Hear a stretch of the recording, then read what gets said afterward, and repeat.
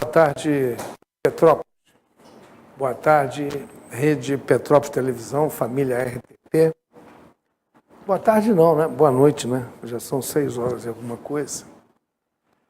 Boa noite ainda aos internautas do Facebook e do YouTube, né, que nos acompanham e que nos assistem ainda pelas redes sociais em RPT Play, Canal 10, que é a Rede Petrópolis Televisão, e no Facebook, no nosso programa, que está na página facebook.com/Dossiê História.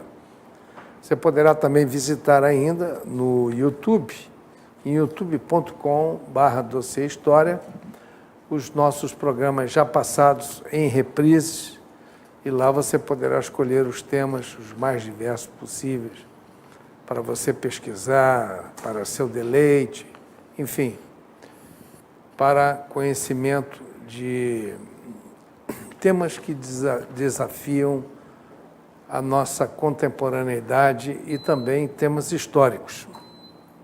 Hoje é o dia 22 de março de 2018, estamos iniciando mais um programa Dossiê História, programa eminentemente cultural.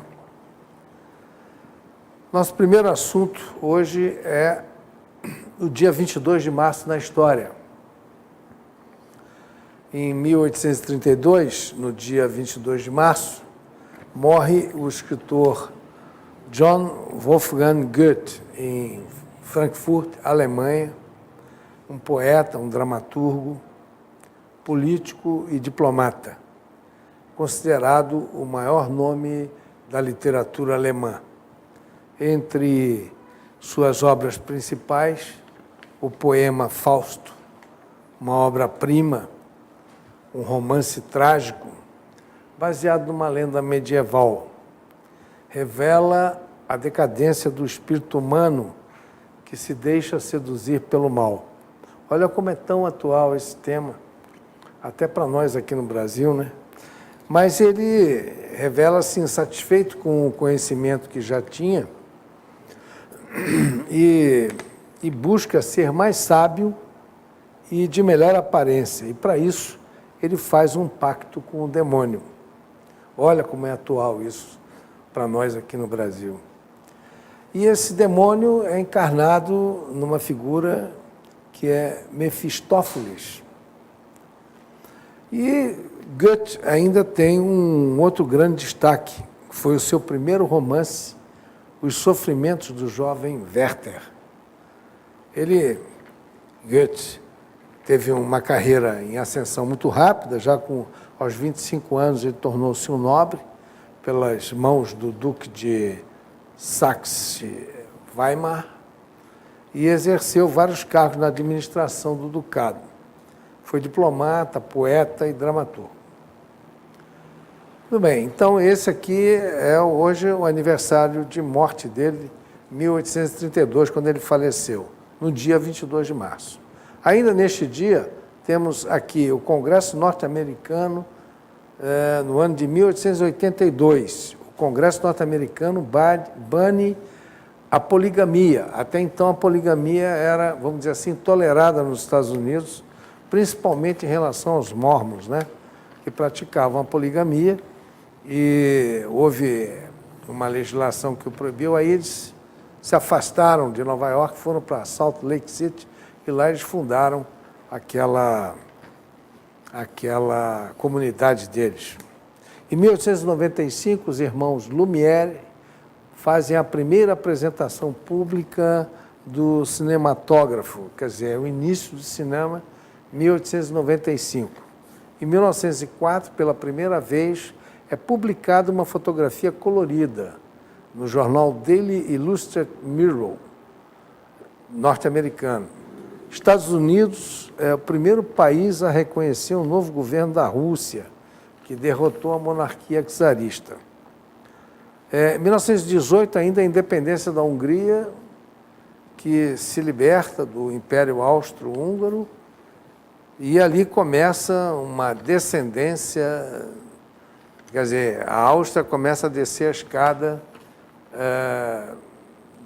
como um império e como uma potência mundial.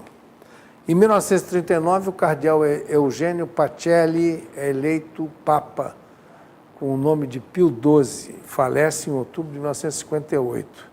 Ele ficou por mais de 20 anos no papado. Muito bem, meus amigos. Então, agora vamos continuar com o nosso programa. Esse foi o dia 22 de março na história. Mutatis mutandis, nosso tema de fundo hoje é a pressão política sobre o fim da prisão em segunda instância, a morte de Marielle e a intervenção federal no estado do Rio de Janeiro. Temas bastante atuais, e para isso eu fui buscar subsídios para essa entrevista com, já posso considerá-lo assim, meu amigo, Amaury Cardoso, que é o presidente da Fundação Ulisses Guimarães, que já nos deu, inclusive, o prazer de uma entrevista no ano passado, muito interessante, falando sobre política, falando sobre as atividades da Fundação. Amaury, boa noite, muito obrigado pela sua presença. O microfone é todo seu para as suas palavras iniciais. Boa noite, meu caro amigo, doutor Prisco.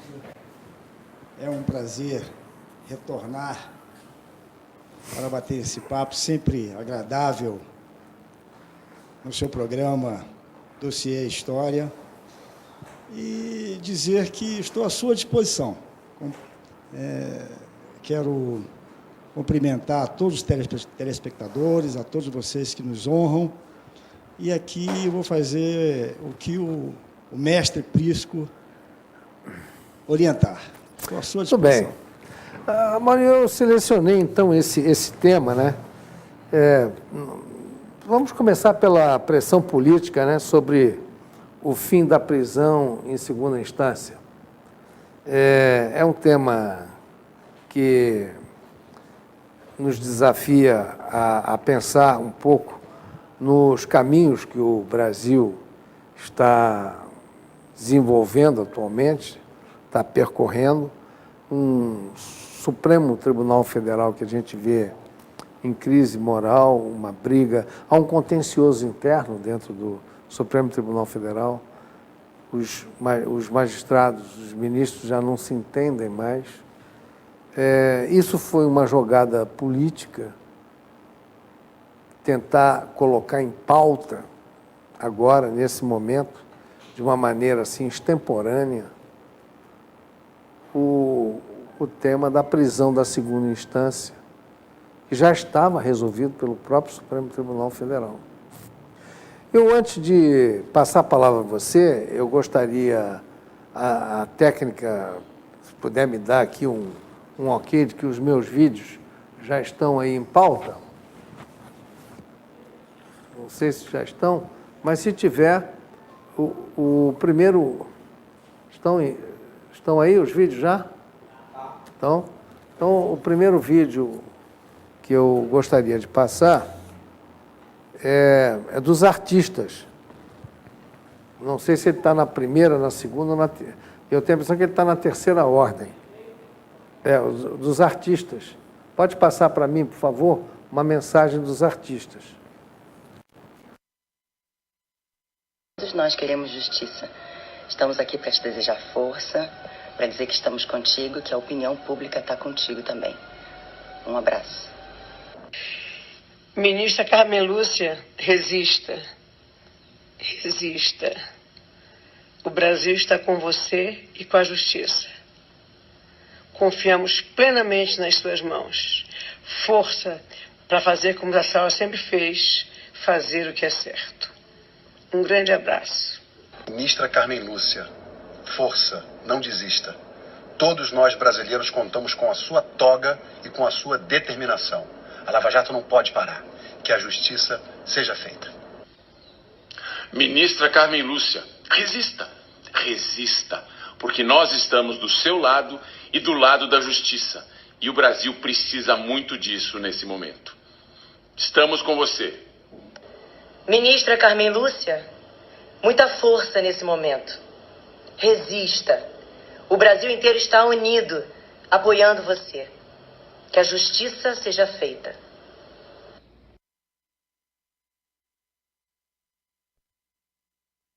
Tivemos ontem um incidente gravíssimo no Supremo Tribunal Federal, 2 ministros que se degladiaram, se duelaram em troca de acusações.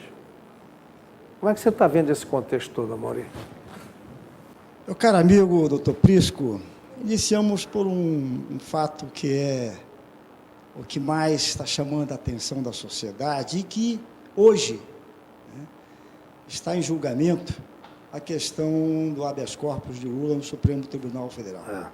Ontem, dia 21, a ministra Carmen Lúcia acabou cedendo e colocando em pauta esse habeas corpus. Antes de entrar no mérito dessa questão, realmente a gente tem observado, a sociedade tem observado essa questão do Supremo Tribunal Federal penso eu, com certa preocupação. Eu, desde garoto, eu sempre fui entusiasta e gostava de escutar bons tribunos. E no campo do direito, nós tivemos um Supremo Tribunal, a Suprema Corte, o Supremo Tribunal Federal, que atuava num campo jurídico e de uma forma, um grau elevado de diplomacia. Nós tínhamos grandes oradores, grandes juristas, e, infelizmente, de uns anos para cá, quero crer, a formação a partir da metade do Supremo Tribunal Federal, e essa visão do Supremo, ela modificou, pelo menos para mim. Hoje nós temos um Supremo politizado. Nós temos um Supremo que chega a momentos calorosos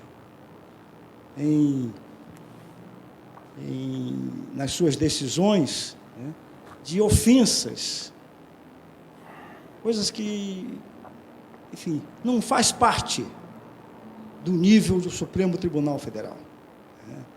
Eu não quero aqui qualificar nome a nome, mas eu tenho admiração por alguns ministros. E a primeira é a ministra Rosa Weber. O comportamento da ministra Rosa Weber. Ela se coloca claramente naquilo que lhe é de sua responsabilidade opinar, fala nos autos, não joga para a plateia, não se pauta por questão de mobilização da sociedade, ela fala em cima dos autos. A ministra Rosa Weber tem atuado desta forma. Outros ministros têm características diferentes. O ministro Gilmar Mendes, esse eu faço questão de citar, é um ministro que eu particularmente tenho tido fortes decepções. É um ministro que tem tomado posições, ao meu ver, que se chocam. Ele chega a ser incoerente nas decisões por conta de julgar uma determinada pauta de uma forma, depois muda de opinião, e enfim. Mas eu entendo que esse momento do Supremo é um momento extremamente delicado. Colocada essa minha impressão, eu agora quero me ater à questão do julgamento em segunda instância, da condenação em segunda instância, melhor dizendo. Até 2009, se usava a questão do julgamento até esgotado todos os recursos, até o Supremo Tribunal Federal. De 2009 a 2016 se manteve isso. Em 2016, houve uma decisão em fevereiro de 2016, em que mudou o sistema em que julgamentos após a segunda instância, primeira e segunda instância, é bom deixar claro que é onde se degladiam defesa e acusação, onde se julgam provas, enfim, e ali depois da segunda instância, praticamente não se muda, a chamada terceira instância, que é o Supremo Tribunal de Justiça, e a instância superior, o Supremo Tribunal Federal. Mas em 2016, em fevereiro de 2016, tomou-se a decisão, e em outubro de 2016 referendou-se isso, por 6-5. Aí, mais uma coisa, o ministro Gilmar Mendes tinha sido um dos votos favoráveis à condenação em segunda instância e que, em o ano passado, 2017, mudou de posição por questões, ao meu ver, de conveniência. Mas a ministra Carmen Lúcia tem defendido a tese de que não há sentido mudar uma decisão tão recente, tirada há 1 ano e meio, sem nenhum fato novo. É claro que esta pressão forte de parcela da classe política, contrária à condenação de Lula, e um movimento nas redes dessa militância que admira e que entende que o Lula está sendo injustiçado e tudo, tem sido forte. Acabamos de ver agora aqui o seu vídeo, onde um segmento de artistas pedem força a Carmen Lúcia, mas também tem um segmento de artistas que também pedem que a ministra Carmen Lúcia paute a questão da rediscussão da segunda instância. Há uma divisão da sociedade. O que eu entendo, e escrevi no meu artigo de março, é que será um grande retrocesso deixar de prevalecer a condenação em segunda instância.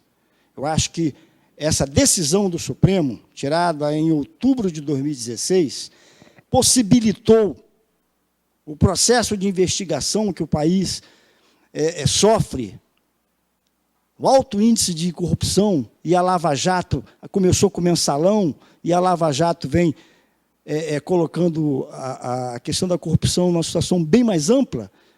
A condenação em segunda instância tem sido um suporte importante, porque nós temos já pessoas já presas por conta da possibilidade da condenação em segunda instância. Curiosamente, e os petistas não achavam que o Lula não chegaria a ser condenado pelo TRF4, pelo Tribunal Regional Federal da 4ª Região, e acabou sendo condenado por unanimidade, com acréscimo de pena de 9 anos e 6 meses para 12 anos e 1 mês. Esse 1 mês é 12 anos e 1 mês. Tem um sentido, isso eu não vou me ater a essa questão.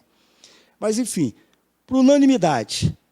Agora estão os julgamentos dos embargos de declaração, os embargos declaratórios. Isso será julgado agora dia 26, 1h30 da tarde, 13h30 da tarde, do próximo dia 26, a turma vai se reunir. E tudo indica que ela irá manter a condenação do Lula, e a partir da publicação dessa decisão, o juiz em primeira instância, doutor Sérgio Moro, pode, como fez com o Almada, o vice-presidente da Engevix, né, que foi condenado a 34 anos de prisão. Então, isso acelerou, a pressão já vinha. A decisão em janeiro dessa condenação por unanimidade foi um baque. Mesmo assim, a autoconfiança, o excesso de confiança do PT na questão do ex-presidente, nesse slogan de está sendo perseguido, enfim, achou que resolveria isso, submeteu ao Supremo Tribunal de Justiça, perdeu por 5-0. Então, agora, paralelamente, tenta no STF essa medida. Hoje, nós estamos agora falando, nesse momento, está sendo decidido. Na minha visão, quem vencer, ou o habeas corpus ser recusado ou aprovado, na minha visão, será de 6-5. 6-5. E esse voto de Minerva... Está na pauta de hoje, né? Perfeito. Está na pauta de hoje, está sendo... Não sei se já foi julgado ou se está sendo julgado. Está sendo julgado. Quando eu vinha para me dirigindo aqui ao seu programa, a Procuradora-Geral da República, ela já havia encaminhado o voto pela recusa do habeas corpus, pela negativa do habeas corpus. O relator, ministro Fachin, manteve também a negativa, e o ministro Barroso, Roberto Barroso, também acompanhou. E agora, depois, eu não sei como é que estão essa decisão. Não deve sair daqui a mais algumas horas. A expectativa é que o Gilmar, que era, vamos dizer assim, o voto pendular, né, porque foi ele que da outra vez decidiu favoravelmente a condenação na segunda instância, ele agora parece que quer mudar, né? Não parece não, ele já declarou. O voto dele é contrário à condenação, à prisão em segunda instância.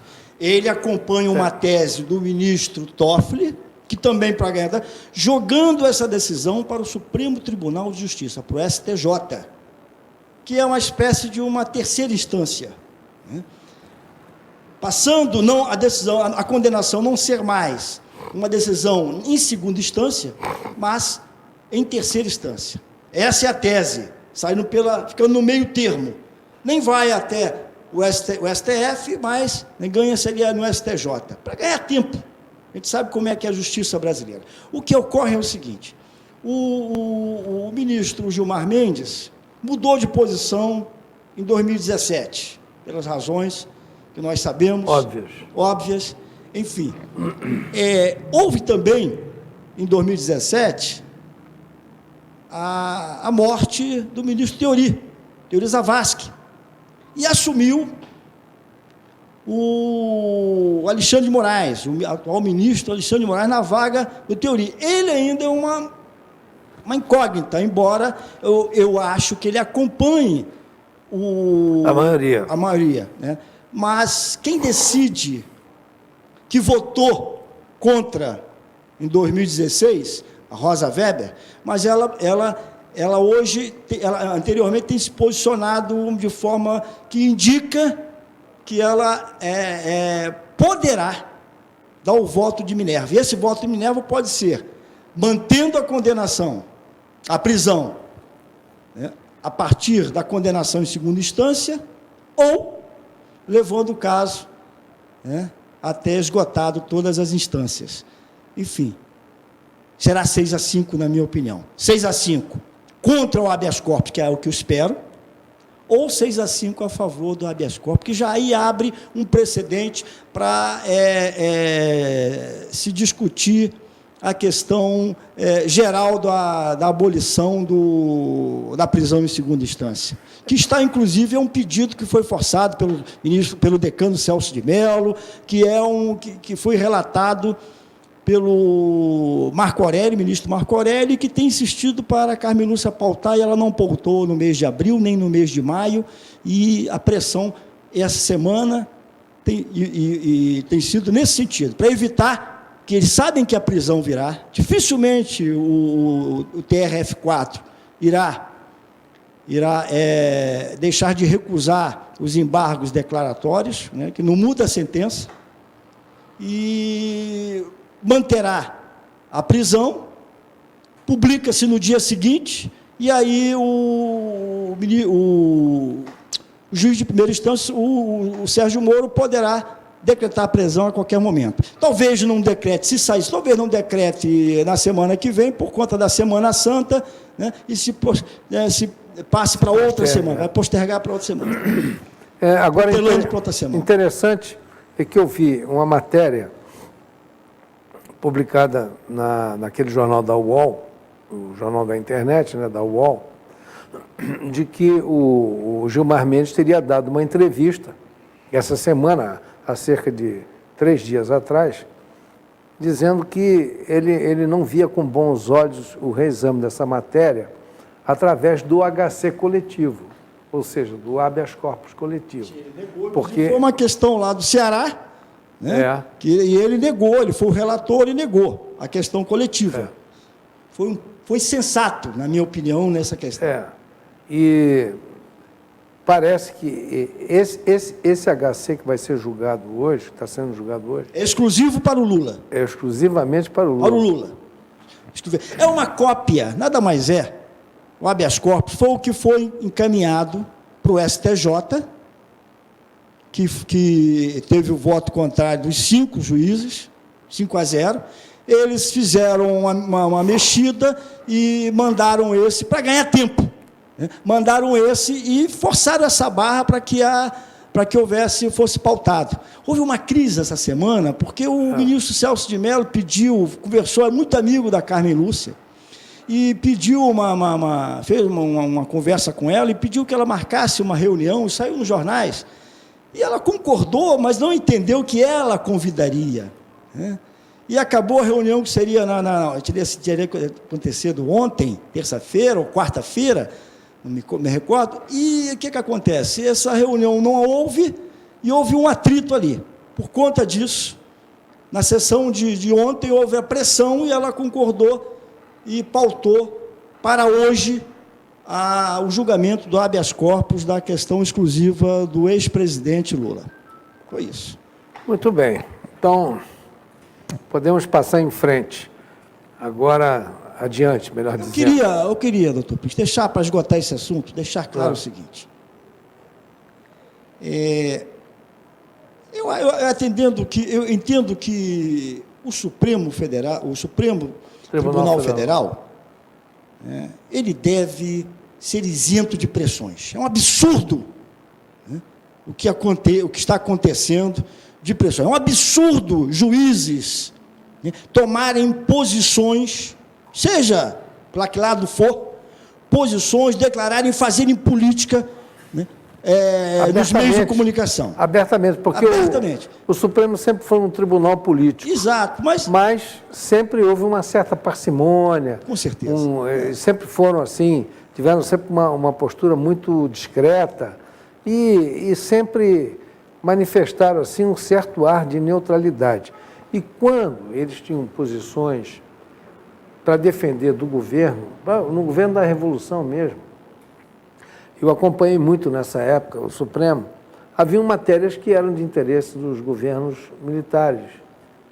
E aquilo era muito bem discutido e muito bem fundamentado. Os acórdãos eram maravilhas, eram textos jurídicos maravilhosos. Mas olha os juízes daquela época. Era tudo de gabarito, muito gabarito. Então, hoje em dia, o que a gente vê é um Supremo... recordo de Paulo Brossard, grande, Paulo Brossard. Um grande que era do MDB? Isso, do MDB, mas era um grande jurista.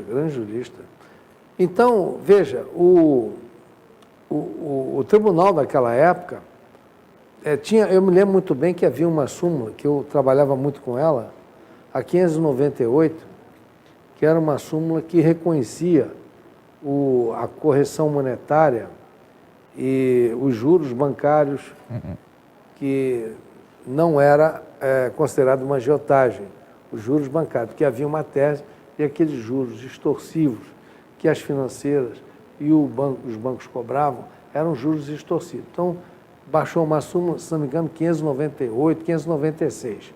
Eu acho que era 596. E essa súmula exatamente regulamentava essa matéria e dizia que não, que os bancos tinham autorização, porque aquilo era mercado de capitais, era um sistema completamente diferente e não se enquadrava na agiotagem. Durante muito tempo, essa súmula vingou. Quando veio a abertura, em 88, essa súmula, logo depois, ela cai, após a Constituição. Então, a Constituição de 88. Então, os momentos são sempre distintos. Perfeito. O que pode, numa determinada época, ser de interesse, e o governo, naquela época, estava criando o mercado de capitais. Não podemos esquecer que o mercado de capitais, o sistema financeiro brasileiro, ele foi criado por uma lei do mercado de capitais de 1964, logo após a Revolução. Então, havia um interesse em que se consolidasse esse sistema, e o sistema funcionava bem. Eu me lembro muito bem que os bancos, antes de 64, eles estavam cada um por si. E volta e meia faliam. E quando quebrava, o correntista ficava sem o dinheiro. Com a criação do sistema e o Banco Central, o mercado financeiro passou a ter mais segurança. Então, nasce aí. Então, essa súmula estava diretamente vinculada a essa sistemática. Ela era uma razão de ser.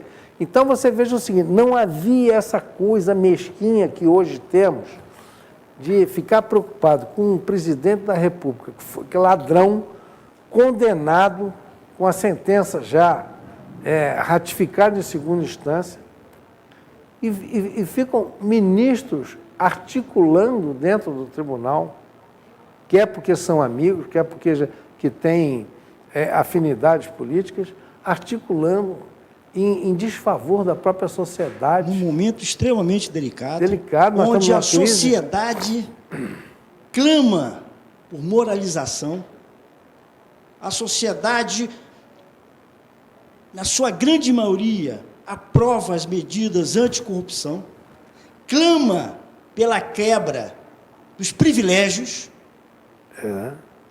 Enfim, está totalmente indo de encontro. Você veja que é o momento, aí você falou no sistema, Prisco, né? Está se mexendo no sistema, no poder de comando desse país. Nunca se inverteu a pirâmide. Naquela época se defendia um sistema. Isso. Até mesmo com o sacrifício das pessoas. Eu me lembro muito bem que o mercado financeiro, se por um lado ele sacrificava determinados setores, ele também beneficiava outros. Foi ali que começou o financiamento de automóvel, todo mundo começou a ter carro, a poder comprar um carro, porque o sistema beneficiava. Então, se beneficiava um sistema voltado para um benefício maior da sociedade.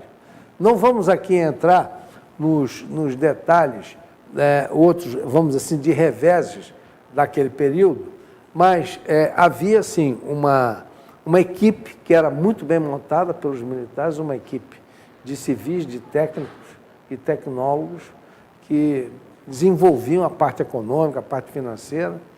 Foram governos de sucesso. Se você hoje comparar, quando veio em 88 a nova Constituição, a minha primeira impressão, que eu achei que nós íamos decolar, porque agora nós não tínhamos mais aquela restrição que havia antigamente e que nós iríamos decolar, que a classe política iria tomar as rédeas do país e iria desenvolver o país. Perfeito. E o que nós vemos foi uma grande frustração nisso tudo.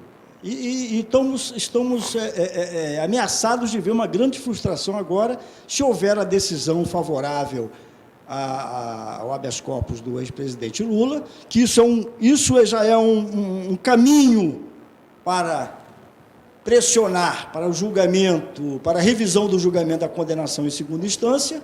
E se esse julgamento ocorrer, né, e voltarem à questão da condenação após transitado e julgado,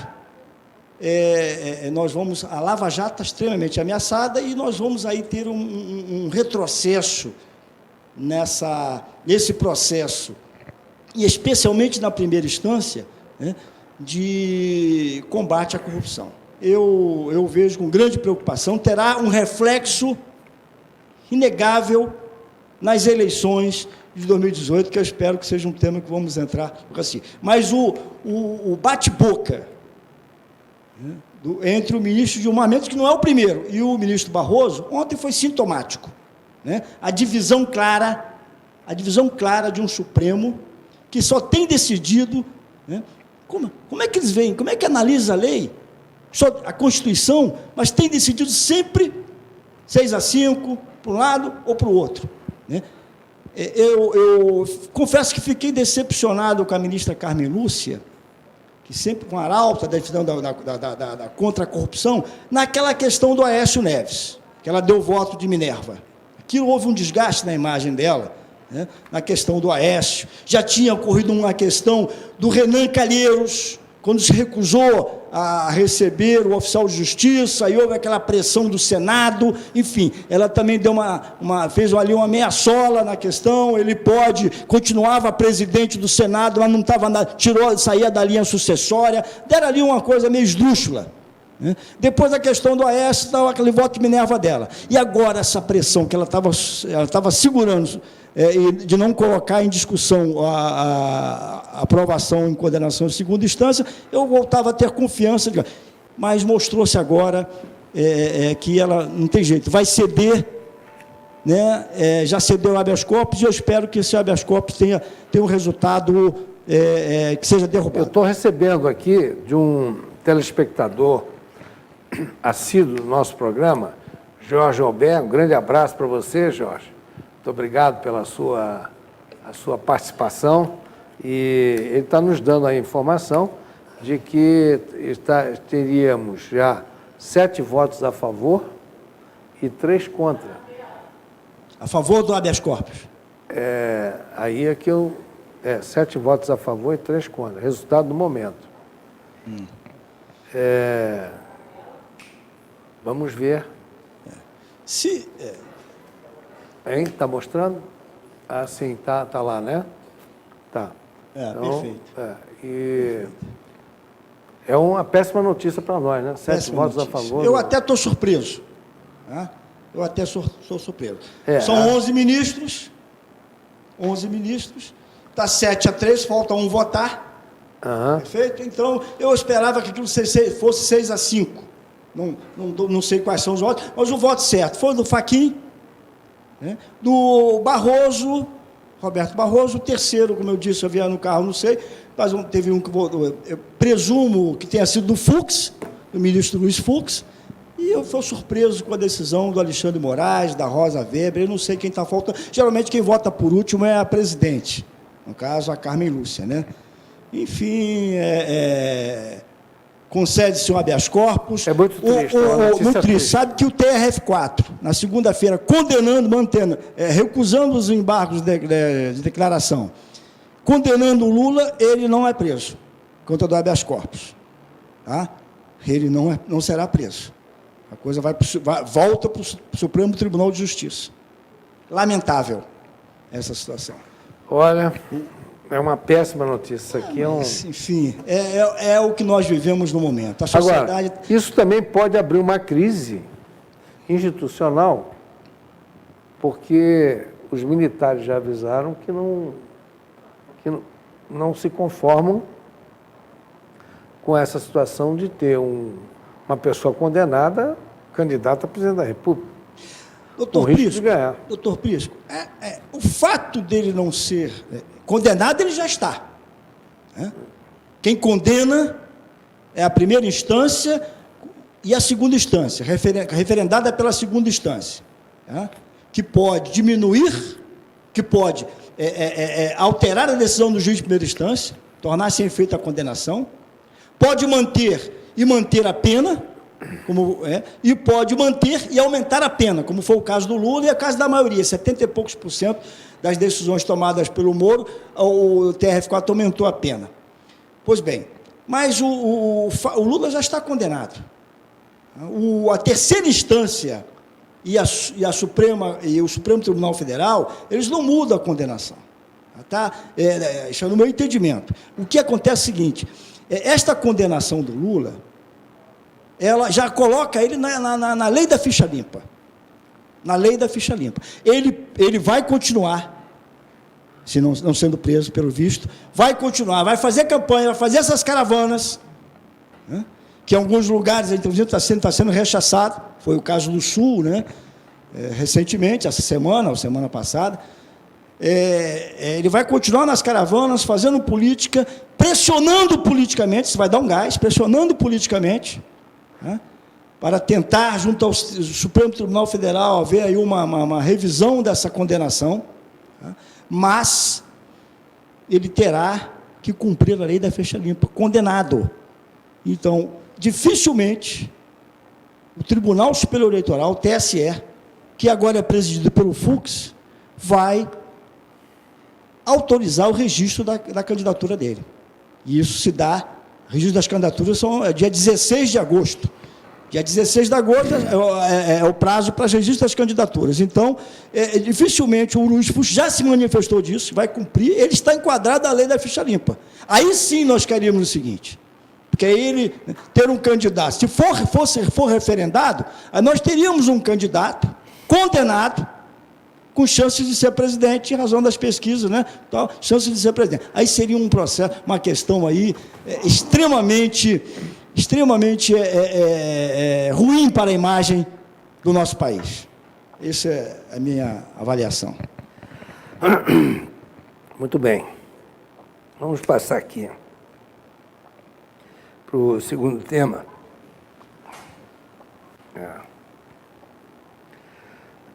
A morte de Marielle e a intervenção federal no Rio de Janeiro. Gostaria de passar o vídeo da Cidinha Campos, uma matéria. Essa é a esquerda, babá de bandido, pequenos subalternos de deputados que se juntam para tentar acuar uma mulher que vocês dizem decadente, mas que não se submete.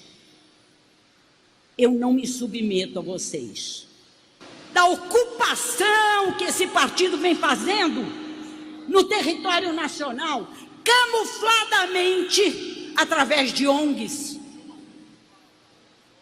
Eles penetram no tecido social como se fossem libertários, avançados, defensores do país, mas não, são políticos da pior espécie.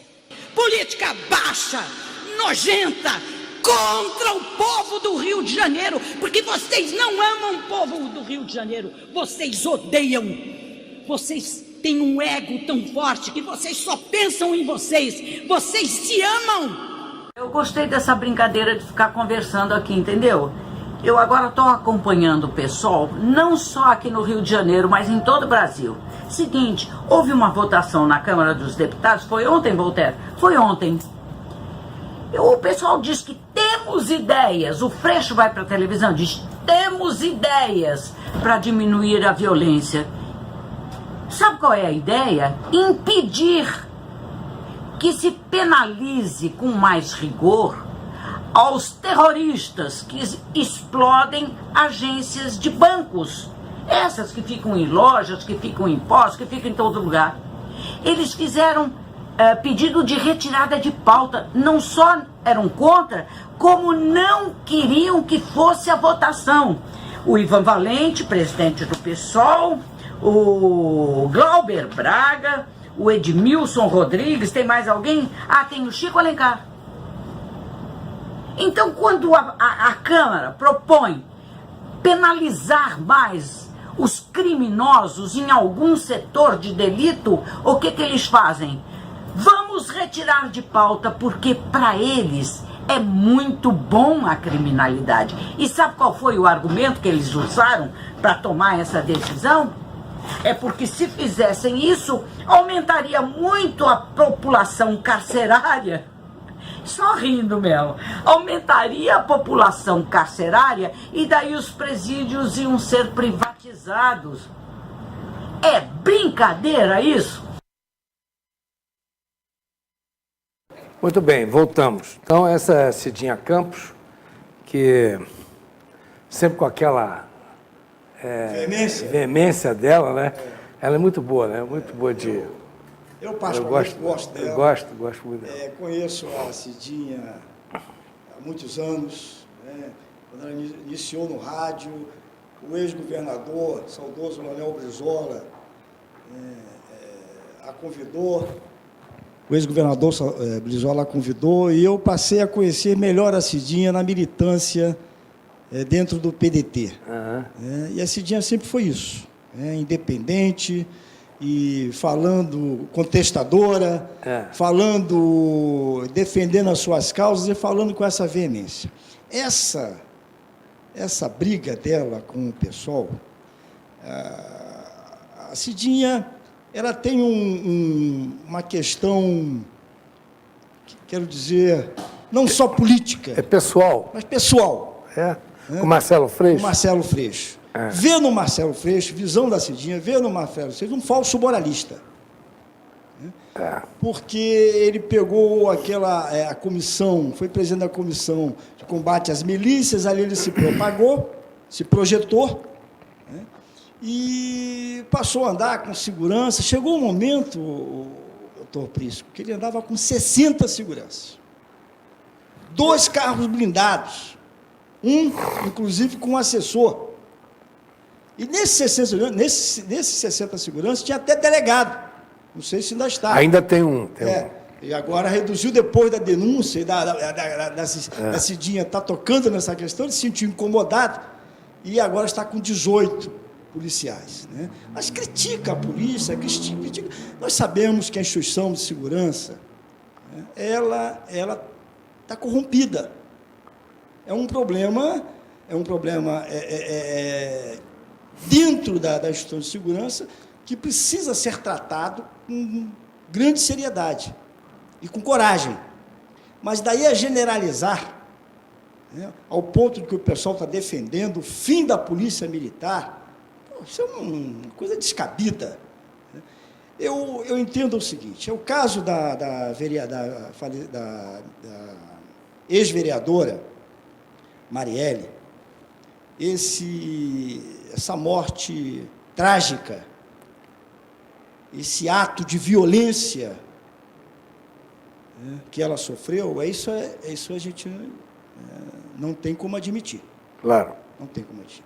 Ela era uma representante, teve 46 mil votos, uma representante popular no Legislativo Municipal, capital do Estado do Rio de Janeiro, no município do Rio de Janeiro. E estava no seu primeiro mandato. Defendia suas posições, nós temos que respeitar e tentar lidar com as diferenças. A democracia, as diferenças de opinião, ela defendia as posições, muitas das quais eu defendo, que é oportunidades para todos, a não discriminação social, enfim, uma série de coisas, mais justiça social, enfim, oriunda. A história dela, pelo que se sabe, há muita especulação nas redes sociais. Sabe como é que funciona as redes sociais? Então, há exageros, tanto para elogios como para acusações. Quem gosta, endeusa. Quem não gosta, demoniza. E, às vezes, com inverdades. Isso é ruim. Agora, que ela era uma mulher de origem humilde, uma favela que eu conheço bem, que já transitei bastante lá na Maré. Estudou, teve oportunidade, estudou numa faculdade de renome, uma PUC. Se formou, se pós-graduou, enfim, é uma pessoa preparada, e eu cheguei a ver alguns posicionamentos dela, defende bem aquilo que ela acredita, mas ela incomodou determinados setores. Mas acredito, que setores ela possa ter incomodado? Ela criticava muito a polícia militar, a ação da polícia militar.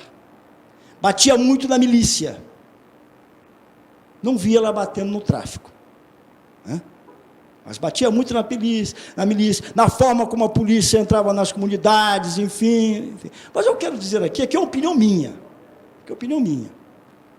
O tráfico faz o que quer dentro daquilo que ele chama que é o território dele. Faz o que quer. É a lei. E eu não vejo o pessoal subir à tribuna para criticar os líderes do tráfico. E já vi várias declarações que são pessoas que estão na marginalidade por falta de oportunidades e tal. Eu venho de origem humilde.